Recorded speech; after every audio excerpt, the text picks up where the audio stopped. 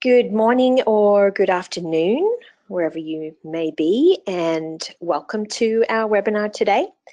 My name's Claire Hobby. I'm with TCO Development, and we are the organization behind the TCO Certified Sustainability Certification for IT products. So today's webinar, we wanted to take a look at a gap. And the gap we're talking about is between what you can do as a purchaser, as an IT purchaser, what you might already be doing, and what's actually happening in the supply chain as far as social responsibility, human rights, things that are happening in the manufacturing process of the products that you buy. And what's the purchaser's role in filling that gap? So I'd also like to introduce my co-worker and co-presenter today, Stephen Fuller, who'll be joining me in the presentation. Steve leads our focus area on socially responsible manufacturing at TCO Development. He works with criteria development and also leads our follow-up work in the factories where TCO certified products are made. And I wanted to just give a really quick overview of the certification, TCO Certified, for those of you who may be new to us. Our vision with TCO Certified is a sustainable life cycle for IT products. And as you can see, we've been working towards this goal with our certification for just on 25 years. We see TCO Certified as a complete sustainability certification that can be used by both purchasers and the IT industry for continuous improvement and for setting solid, updated criteria that cover social and environmental responsibility. TCO Certified is available for 8 product categories, including computers, tablets, smartphones, projectors, and displays, for example. You can find a full listing of all certified products on our product finder, which is available at tcocertified.com. A key cornerstone of TCO Certified is our independent verification of compliance. And I wanted to touch on this before we get going with our main presentation today, because it's really important aspect of looking at supply chain conditions and knowing what's going on in the supply chain, having that transparency and that access. So the way we handle independent verification is both pre and post certification. It happens at the product level, but also at the factory level where the certified products are made. We also go in and do third-party verification of what the brands are doing on a proactive basis. What are the initiatives they're involved in for advancing some of these social and environmental issues, both with their products, in their operations, and in their supply chains. So our system of verification is based on the principles of both ISO 14024 and 17025, and you can feel free to Google those later to find out more about them or get in touch with us, and we're happy to explain more. But basically it means that the compliance with TCO Certified is measured by specialist independent parties who do that very important work for us. So as I said, verification is really very important when we're talking about access and information on what's happening in the supply chain, because what's really important is really making sure that some of the problems that are discovered, some of the issues that need correcting are in fact fixed, that we close those problems that are identified and not just set criteria up front. It's really that follow through that we're looking to achieve. A little bit of news about what's coming up this year. Some of you may know that 2018 we'll be launching our next generation of TCO Certified. And this is something we do every 3 years, which is a pretty rapid cycle in the world of certifications and eco-labels.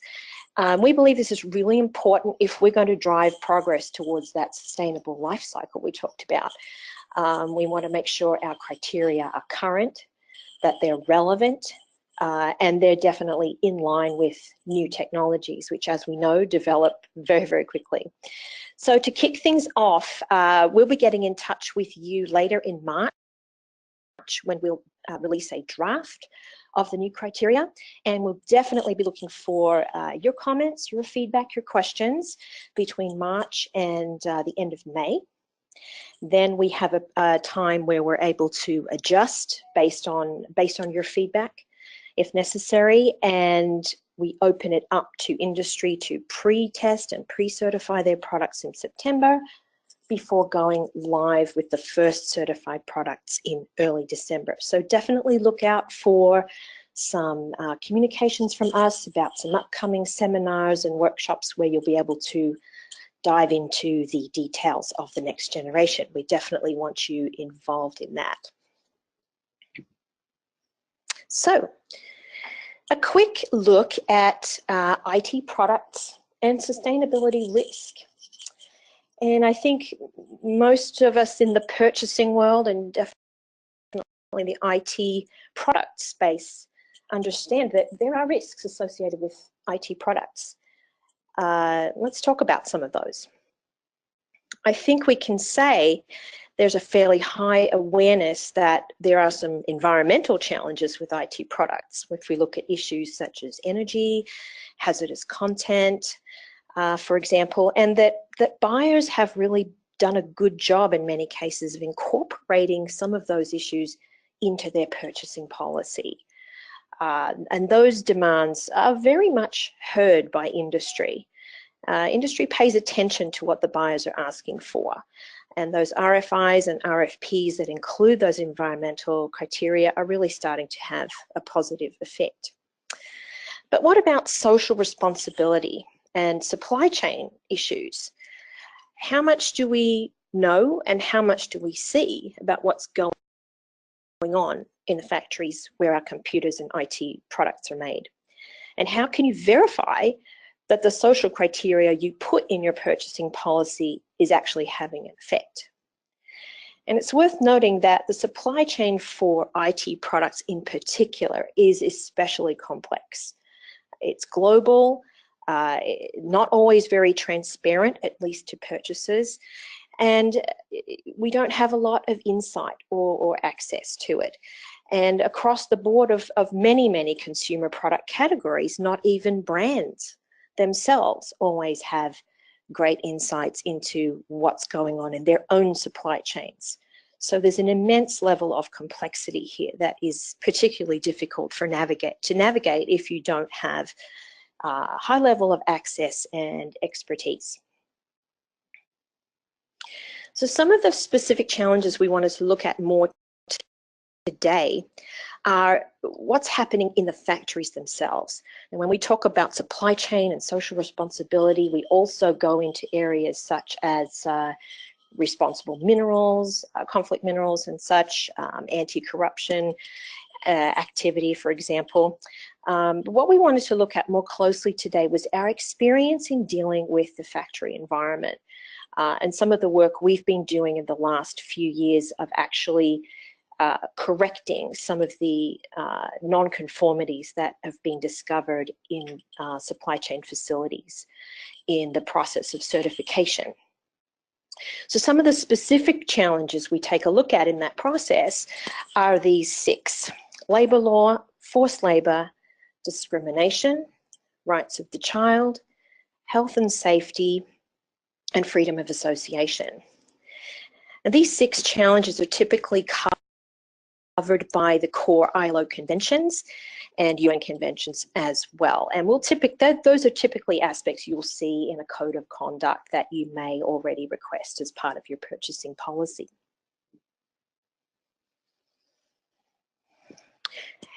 And let's not forget why this matters. I think it's really interesting to stop and note that something like corporate citizenship and how important that has become. You know, it's not quite as much a standalone interest or a side interest for many companies. It's become much more a part of the core business for many, many organizations.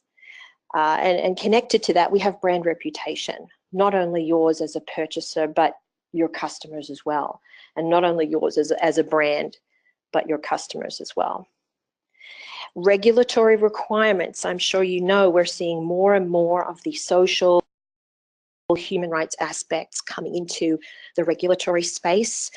Here in the US, we have the Dodd-Frank Act. There's responsible supply chain legislation coming about in many parts of the world, in the EU and UK, for example, as well. So it's becoming a more regulated factor as well. And lastly, but definitely not least, is the expectations of our customers and our employees and other stakeholders. We're seeing more and more that ethical behavior is now a competitive advantage and not just a nice to have.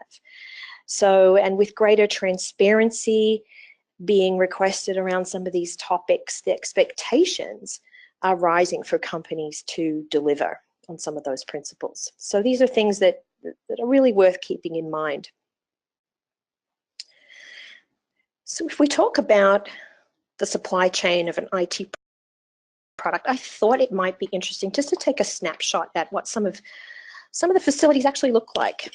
Last fall, I had the opportunity to visit some factories in China. And I thought this just might be interesting to see what a typical assembly plant looks like. This was us on our tour in Chengdu in China. You'll see to the right as an assembly line, and the workers there are assembling notebook computers. They're working with the chassis there on that assembly line. Workers typically work in shifts, and the vast majority of them live on the campus of the manufacturer. If we take a look at the next picture, and here, this is excuse my poor photography, this is a picture of a typical dorm. This is a dorm room shared by 4 workers in that factory we just saw now. You'll see that they have a bed, a loft-style bed on top with a small desk area and closet space right underneath. So there's 4 of those living spaces in this room. And that room to the back of the picture with the window is a shared bathroom space, and there's shared laundry space as well. So living conditions, working conditions, worker protections, these are some of the issues that we're dealing with and want to make sure that they meet the specifications in the Code of Conduct and those core conventions. So this is a growing concern for purchasers. We've seen this become more and more prominent as a question for purchasers, I would say in the last 6 to 10 years. And I think going back to around, let's say 2009, 2010, I think a lot of these issues were largely unknown amongst a number of buyers. And I think with media reports and NGO exposés being publicized, I think the awareness grew, and we see more and more purchasers want to incorporate some of these issues in their purchasing policy. And while that's good, there is this challenge with how do we follow it up?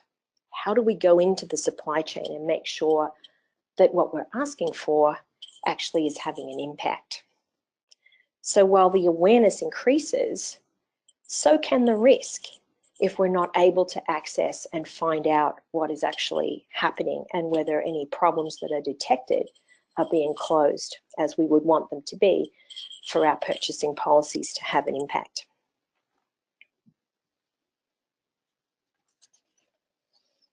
So why, if the awareness is there, if the purchasers want this to be secured in the supply chain, why isn't it just taking care of itself?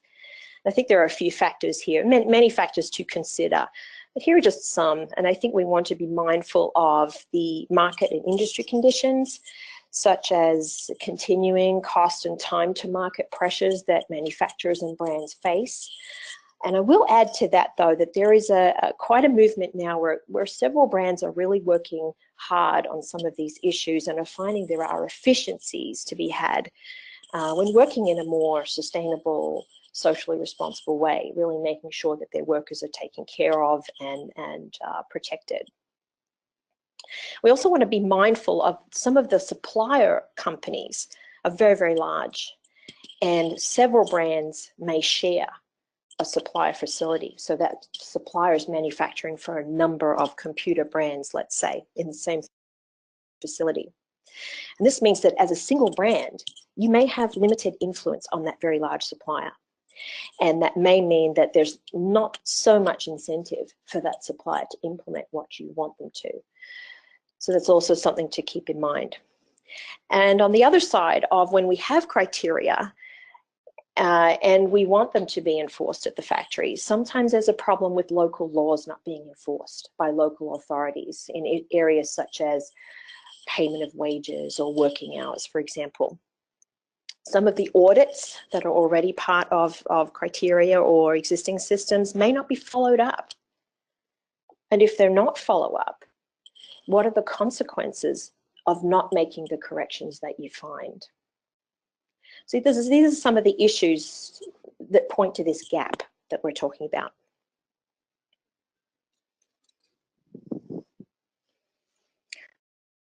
So it leads us to the question, what's in your policy? To borrow from a very popular American TV commercial slogan.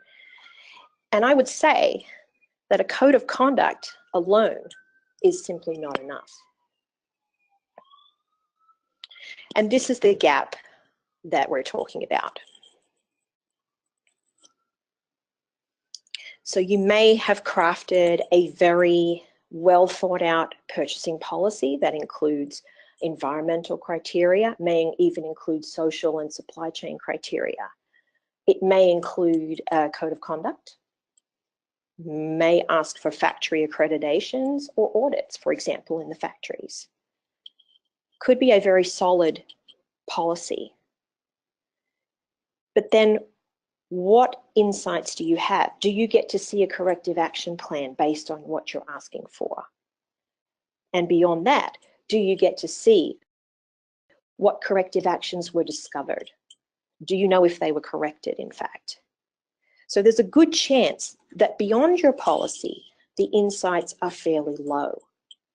And this is where we need to work to find out how to fill the gap between the policy you have, getting the proof, and getting to, most importantly, closure. So with that, I'm very pleased to hand over to my colleague, Steve Fuller, who's going to walk us through some of our more recent work in the supply chain and in the factories where certified products are made, and he can talk further about what we've learned and hopefully how purchasers can gain from those experiences. Thanks, Steve. Thanks, Claire. So having an effect in the supply chain, what does it take? Well, since 2011, I've been working with brand owners and their suppliers to drive audits of the whole factory. And this isn't just limited to production lines, by qualified third-party auditors, and also mapping the supply chain to connect certifying brands with the suppliers they have in common. Mapping helps to share audit statuses, reduce audit fatigue, and drive collective leverage. I've also been working to get routines set for independent reviews of corrective action plans to be assessed for their effectiveness to close working rights violations. I've required and monitored follow-up closure audits to make sure closure happens through third parties, and I continue to monitor risk suppliers so that bad practices are not taken up again at the factory. These verification steps are in TCO Certified social criteria because this is what it takes to fill this gap between purchasing policy and actual improvements. One of the main challenges has been to reaching this, as we've said before, just now in the presentation, is the lack of supply chain transparency. So this is a very simplified illustration of a supply chain, since it only aims to show what could be considered the chain of responsibility. Here you see the buyer, a contract with a retailer who has a contract with a brand, who in turn has a contract with the original equipment manufacturer who owns the factories, and so on. The dotted box is intended to show that we consider it's the brand owner that is top of the supply chain. the ones that should have the overall social responsibility and insight to the manufacture of their products. So how can those that are outside the dotted box be sure which are the businesses that are and aren't committed to socially responsible manufacturing when they share the same supply chain? Does it matter what the tone at the top is, the business leadership strategy, when working conditions at the factory remain non-compliant to their codes and local legislation and even contract agreements? The business strategy can be a good indicator as long as you can see that conversations between brand and the supplier go beyond informing suppliers of the company code by giving them supportive action also. However, the larger the supplier, the more likely a small or medium enterprise's ability to take action will lessen without collective leverage. It won't be identify and assist, but more likely identify and demand. There, some demands fall upon deaf ears. It's here then that SMEs can join with other larger enterprises to create a collective leverage, recognizing their need to identify initiatives and partners that share core values and strategies. Multi-stakeholder initiatives, often an industry-driven coalition, are good forums where businesses can get involved as a member to drive sustainability improvements in key areas. But without transparency from these initiatives, how can those outside the dotted box be sure things are being corrected? Even within these initiatives, there's still an unwillingness to fully share due to confidential business information, CBI, and that members are worried about losing their business advantage over their competitors. There's also a conflict of interest at work here in giving workers too many rights, since manufacturing continues to be established in countries their local governments don't drive important working rights issues, as working hours, correct remediation, union rights, to name just a few. And manufacturing is moved to large OEMs, their leverage can be lost. We know this since we see brands continue to struggle to close persistent labor rights violations found during factory audits, even when they are members of the same coalition or when they share the same supply chain. So removing the dotted box for a moment then, we see here the situation a buyer faces with controls through back-to-back agreements. The buyer has an agreement with the retailer or directly with the brand, who has an agreement with the OEM, and so on. The buyer agreement includes demands of working rights in the supply chain, which the supplier declares to. This is basically the level of agreeing to meet a code of conduct without follow-up. If there is a follow-up, it's usually in the form of a self-assessment questionnaire that is intended to be answered transparently and honestly down the supply chain.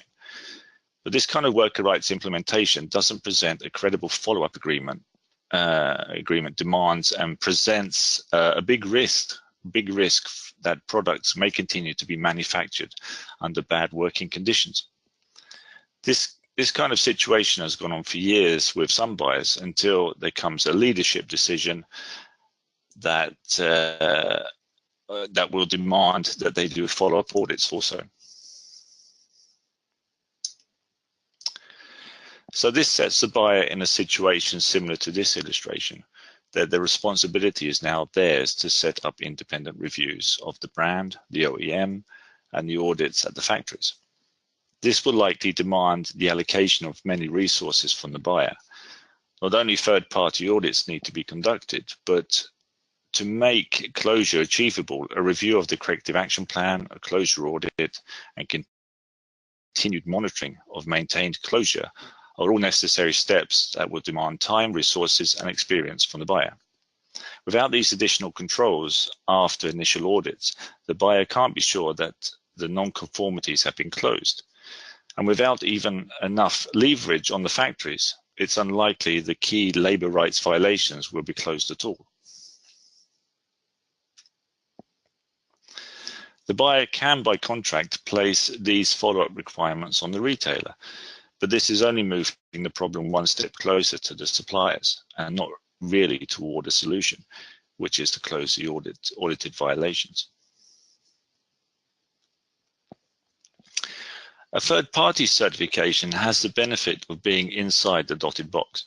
The brand, OEM, and supplier are required to be transparent to the third party in order to achieve product certification. When necessary, the certification, if it has mapped and matched the factories the brands have in common, will be in the position to move other brands inside the box to create collective leverage on the supplier to comply with allowing qualified independent audits. For example, corrective action plan reviews, closure audits, and the collection of data submitted weekly or monthly to monitor that factories don't fall back into bad practices. Even spot checks should be included here. Matching factories with brands doesn't just create the chance for collective leverage, but also creates a chance to share factory audit status in order to reduce audit fatigue experienced by the factory. Audit fatigue is where many audits are conducted at the same site during a short period, keeping factory personnel busy with audit visits instead of focusing resources on remedial actions. I visited one factory that said I was the 6th audit they'd had this year, and this was in the month of June. So this is to say that in the situation of monitored compliance, it's important to find things that the factory also considers a win-win from working with the certification. It's important to build a relationship with not just the brand, but also their OEM also.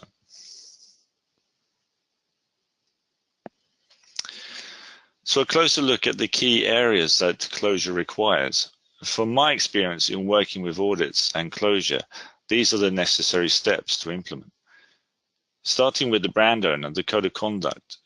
Brands create and drive policies and programs that align with their own risk profiles. So buyers need to make sure that those policies and programs align with what they themselves are demanding. There is a widely adopted code of conduct for the electronics industry. This is the Responsible Business Alliance Code that is considered very comprehensive and which is expected to be implemented by the members into their supply chains. Audit and verify. Independent social audits should, as a minimum, have covered all the points of a code of conduct or the buyer supply chain demands. Audit reports should be quality reviewed to check the lead auditor qualifications, and the audit process has followed established standards such as ISO 19011, and that service providers are accredited to at least ISO 17021. Corrective or remedial action. A corrective action plan, is an essential part towards closing violations found during the audit.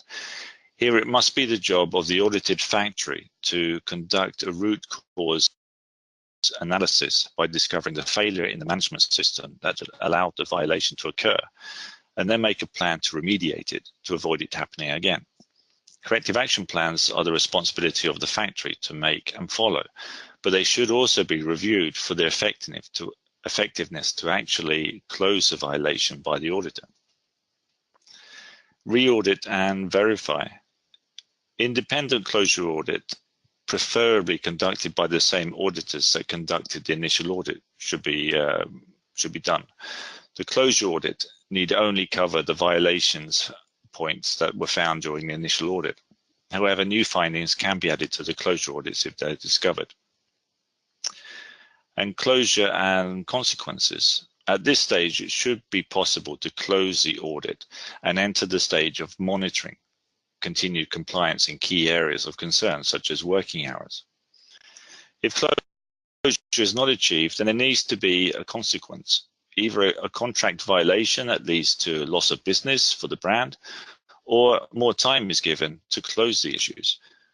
More time given will require a strict agreed upon time plan that must be followed, and an additional closure audit has to happen also. So consequences should be agreed upon ahead of the initial audit, but at least before the extra time plan is approved.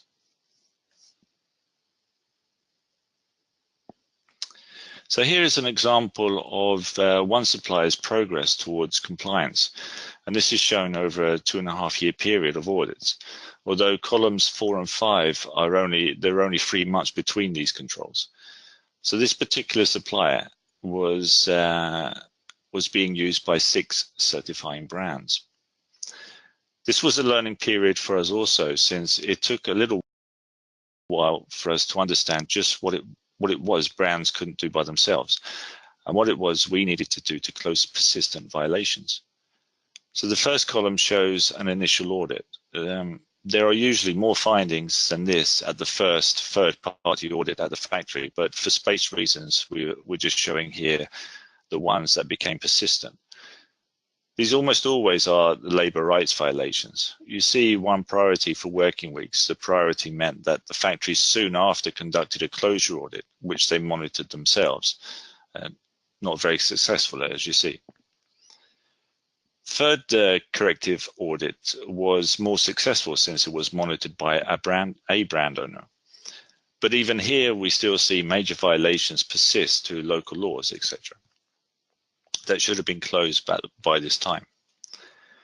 The fourth corrective action process was the result of a spot check audit that TCO Certified conducted at the site. This shows even here persistent violations to working weeks above 60 hours a week and more than 14 days a week, more than 14 days without a rest day.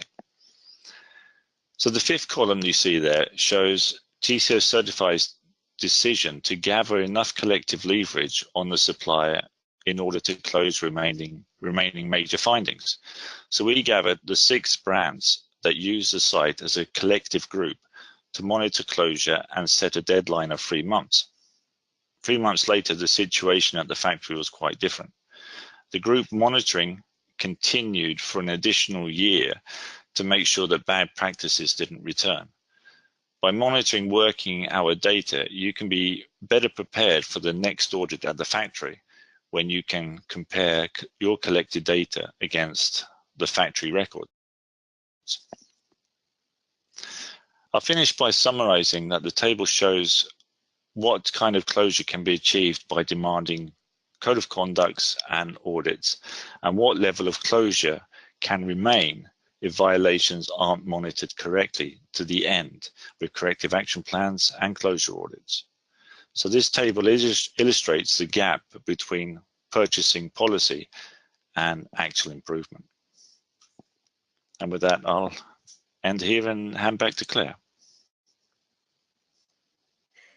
Thanks so much, Steve. I'm sure we'll all agree that that certainly illustrates the complexity of doing this work and the level of expertise and access that is required to get to closure on some of these issues. I want to remind everyone that there is a questions box on the right of your screen, and you can feel free to enter any questions you may have, and we'll get to those in just a minute. But I think we can conclude after our look into how the supply chain influence works and what it actually takes to close these issues, that definitely the purchaser has the voice, but there is this gap between what we're asking for and achieving those outcomes. And I think we would also be wise to note that it's not possible for the vast majority of purchasing officers and purchasing departments to have that level of resources or specialist competence or transparency into that supply chain. So we encourage you as a purchaser to definitely make use of the work that we've already done and continue to do. TCO Certified offers you some ways to fill this gap. We have the specialist access to industry and the supply chain. We are able to go in and do these follow-up audit tasks and make sure that closure is achieved by doing this follow-up work, not just certifying at the beginning, but also going back after the certification is achieved to make sure that these improvements are actually happening. And as Steve mentions, having consequences if it weren't to happen. So I think in that way you can be sure that your purchasing policy really is having a greater impact.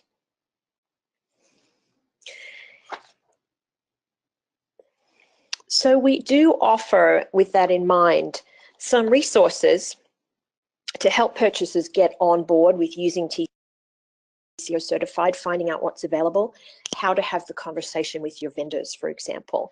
If you visit our homepage, tcocertified.com, there you can find a purchaser guide to using TCO Certified, what issues you need to consider, how to work through the various phases of your contracting when considering these issues of social and environmental responsibility.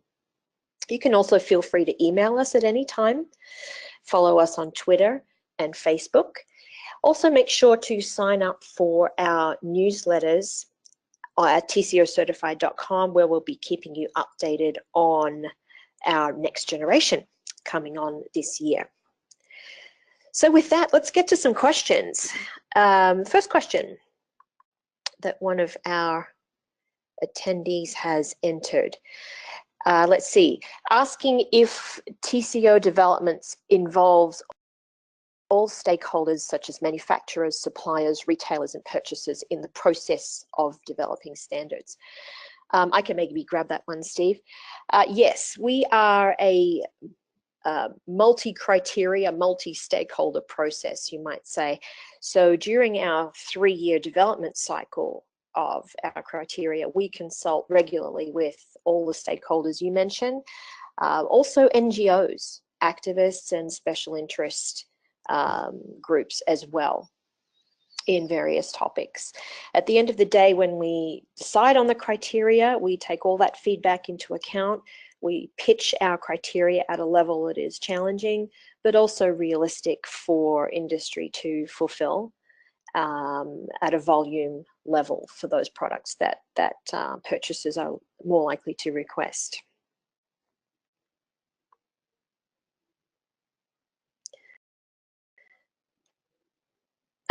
Question for you, Steve, I think. Is the certification product-based, brand-based, factory-based, or EMS supplier-based? Yeah, we're focused on the product.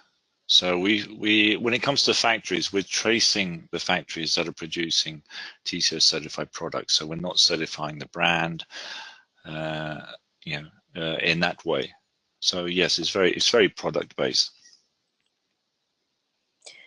Okay. Another question. Do you only certify IT-related products? What about services such as call centers? I can grab that one, Steve.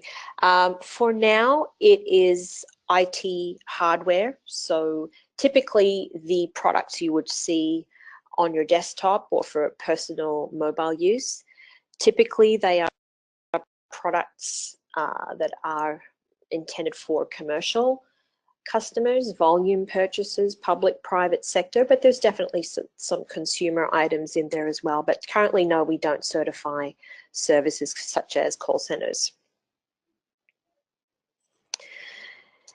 Steve, a final question for you.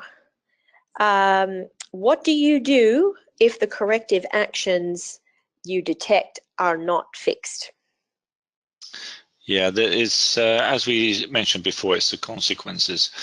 So the consequences of not fulfilling corrective actions to given time periods are that either the certification is withdrawn or that the factory becomes not usable anymore for production of TCO certified products. So that factory will be restricted until otherwise, it's managed to show that we can reach compliance, and then it can come back into manufacturing again. But the brand will be given a chance to move production to another factory that's more proactive towards closure. Okay, thanks. One more question again to you, Steve. How do you go about questions of ILO core labor standards especially those regarding freedom of association and collective bargaining. I'm sorry, can you repeat that, please? Yeah. It broke up. Sorry, I'll repeat. How do you go about questions about ILO core labour standards, so ILO conventions, especially those regarding freedom of association and collective bargaining? Maybe talk about how we work with those issues. Yeah. Yeah, it's it's one of those problematic pieces that audits generally have a difficulty to pick up. But when an audit is conducted in maybe factories that do have restrictions on freedom, democratically chosen unions, then the whole audit process is to make sure that it's validated. It's all, it's not restricted in any way for people to join or choose democratically representation, so that the system actually exists and the factory isn't restricting that in any way. Or so this is a whole process of making sure that the process actually exists and isn't restricted at the factory. Great. I have a couple more questions. Thanks so much for good questions, everybody. Here's one. How does TCO development fund your activities? I can grab that one. So we are owned by a non-profit organization. To certify products, a brand will pay a certification fee. And that is how we fund our activities. And I will say any profit we would make does go straight back into the development of our next generation criteria and our monitoring and follow-up activities. Steve, another question for you.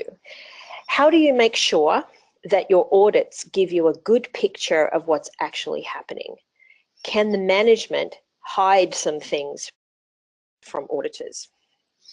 Yeah, I'm sure this is all part of the weakness around audits. That is possible, of course. There'll always be some form of maybe having to dig deeper. You have to rely on the audits and the qualifications to be able to dig and to find these hidden violations. We also conduct spot checks too, where we go in ourselves and finance these kind of visits towards factories where we suspect that maybe this is happening, if it comes to our concern that this is going on. So it is a problem that relying fully on audits, but you have to rely on the auditing system and the quality control around the auditors to find this. Okay. Another question about audits, Steve. Yeah.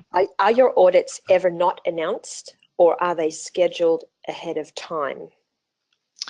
Yeah, the audits are announced and they are scheduled.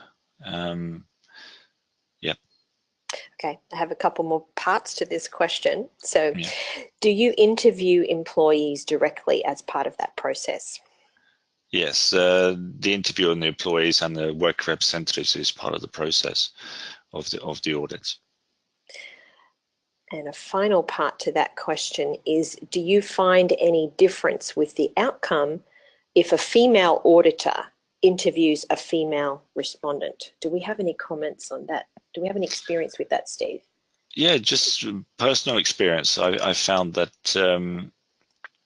when it comes to maybe digging for discrimination areas, that it was more advantageous to have a woman auditor doing the interviews.